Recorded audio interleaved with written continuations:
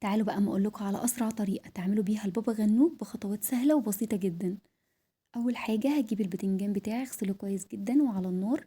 ابدا بقى اشويه. طول ما هو على النار هفضل اقلب فيه لحد بقى ما يوصل معايا للشكل ده. هسيبه بقى يهدى لمده 5 دقايق وبعدين هبدا اقشره. لو انتوا حابين تعملوا البتنجان في فرن البوتاجاز مفيش مشكله خالص، بس هو بياخد وقت شويه.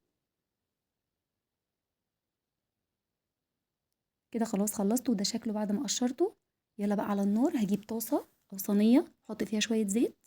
هنزل عليهم بحوالي 5 فصوص من الثوم كبار. هفضل اقلب فيه لحد ما يبقى لونه ذهبي بالشكل ده. وبعدين هنزل عليه بقرنين فلفل متقطعين مكعبات صغيره كده. هفضل اقلب فيهم لحد ما الفلفل يدبل معايا. طبعا يعني هنخليه على نار هاديه شويه. ده كده شكله بعد ما دبل معايا. هنزل بقى عليه بالبتنجان. هفضل اقلب فيه كده لحد ما البتنجان يبقى تمام معايا.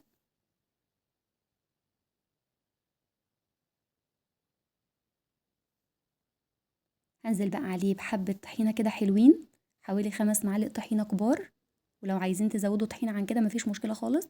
معلقة صغيرة من الملح، معلقة صغيرة فلفل، معلقة صغيرة كمون، معلقتين كبار خل، نص عصرة ليمونة.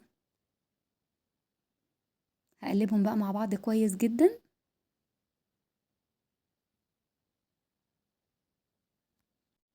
لحد بقى ما يوصل معايا للشكل ده. وبعدين اخر حاجة خالص هنزل عليها بقى بشوية بقدونس،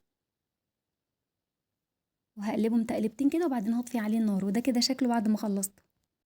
حلو جدا. يا ريت بقى لو الفيديو عجبكم ما تنسوش تعملوا لي لايك واشتراك وتصلوا على النبي في الكومنتات.